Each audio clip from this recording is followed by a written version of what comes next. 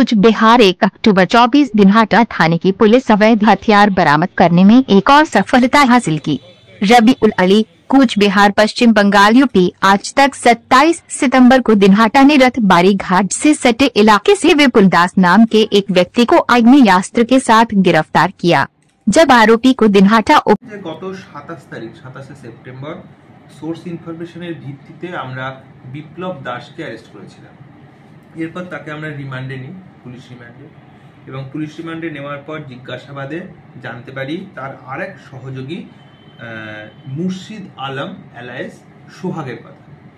তার বাড়ি ছোট বোয়ালমারি, কিন্তু মেনলি তার কর্মকাণ্ড ছিল বড় বোয়ালমারিতে। আমরা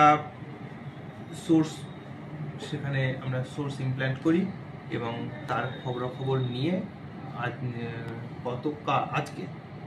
আজকেই কটার সময় হলো? আজকে এই তো 6:30 পৌনে 7টা। আজকে 6:30 পৌনে 7টার দিকে বড় বোয়ালমারি থেকে একটি আর্মস এবং 1 রাউন্ড অ্যামিউনিশন অর্থাৎ গুলি সমেত তাকে অ্যারেস্ট করা হয়।